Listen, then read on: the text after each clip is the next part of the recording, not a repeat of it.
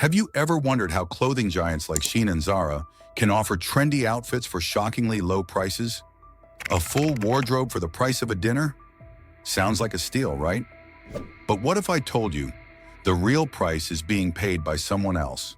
Someone in a sweatshop, working 16 hours a day, barely making enough to survive? Welcome back to the channel.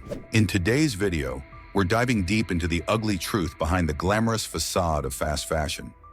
How brands like Shein and Zara exploit workers, destroy environments, and still dominate the market with billions in profit. And trust me, the deeper we dig, the worse it gets. Stay with me till the end, because we're not just exposing the problem, we're showing you how it affects you, even if you've never bought a thing from these brands. The rise of fast fashion. Let's start with how it all began. Fast fashion is a term that refers to brands that mass-produce trendy clothes at lightning speed. Zara pioneered this model in the early 2000s, while Shein supercharged it using data algorithms and influencer marketing. These brands released new designs every week, sometimes every day, making traditional seasonal fashion cycles obsolete. But this speed comes at a cost: quality, sustainability, and most importantly, human labor.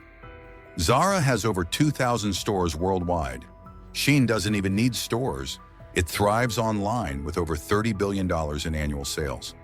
But behind those flashy numbers lies a dirty secret: underpaid labor, sweatshop conditions, and complete lack of transparency. What goes on inside the factories? Let's get to the heart of it. What's really happening inside the factories? In 2022, an undercover investigation into Shein suppliers in Guangzhou, China, revealed that workers were clocking 18-hour shifts with just 1 day off per month. They were paid as little as 3 cents per garment. Some even slept in the factories with no fire exits, no safety standards, and absolutely no legal protections. And Shein is not alone. Zara, owned by Inditex, was exposed in 2017 when Brazilian authorities found factories where workers, some of them trafficked immigrants, were working in slave-like conditions. They were locked inside buildings, sewing clothes for less than $2 an hour.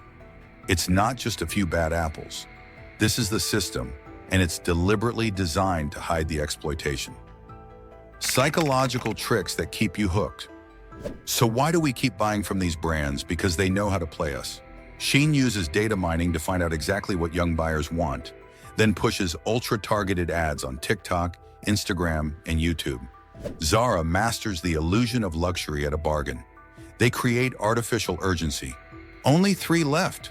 Or going fast. This makes us feel like we're getting an exclusive deal, when really it's mass-produced by people living in extreme poverty. And here's the worst part. These brands often copy designs from small creators, then mass-produce and undercut them. You think you're getting a deal, but what you're really buying is a product of digital manipulation and worker exploitation. The global impact. It's worse than you think. Let's zoom out. The exploitation isn't just local, it's global. Most Shein suppliers are in China, where labor laws are poorly enforced and independent unions are banned. But Zara outsources to Turkey, India, and Bangladesh, where labor protections are loophole-ridden or non-existent. In Bangladesh alone, over 4 million garment workers work under intense pressure. In 2013, the Rana Plaza factory collapsed, killing over 1,100 workers. It was making clothes for several global brands, including some under Inditex. What's changed since then? Not much. Brands continue to exploit the race to the bottom, moving from one cheap country to the next, looking for the lowest wages and weakest laws. It's not just unethical, it's deadly. How they escape accountability. You might be thinking, how do they get away with this? Easy. They use third-party manufacturers, which gives them plausible deniability. When abuse is uncovered, brands say, "We didn't know," or "That factory isn't officially affiliated with us." They also spend millions on PR and sustainability campaigns, claiming to be eco-conscious. Zara has pledged to be climate positive by 2040. Shein created a circular fashion fund, but behind the scenes, they're still pumping out billions of garments a year, most of which end up in landfills. These greenwashing efforts are meant to distract you, while they quietly keep exploiting the same workers they pretend to support.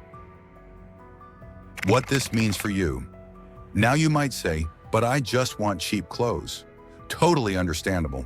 But there's a hidden cost: environmental destruction, social exploitation, and the normalization of modern slavery in our economy. When we support brands that use these tactics, we're voting with our wallets. We're saying it's okay for someone to work 18 hours in toxic conditions so we can buy a $4 dress. And over time, this devalues labor everywhere. If corporations can get away with paying someone 3 cents per item overseas, what's stopping them from cutting jobs and wages at home too? This isn't just a humanitarian issue, it's a societal one. So the next time you see a Shein haul or Zara sale, remember this: someone is paying for that shirt, and it's not the company, it's the worker behind the machine. The woman who hasn't seen her kids in days, the man sewing in the dark, the teenager earning cents for hours of labor. If this video opened your eyes, don't scroll away, share it, like it. Let people know. We need to demand more transparency and accountability from these brands. Until then, stay aware, stay informed, and don't be fooled by a cheap price tag.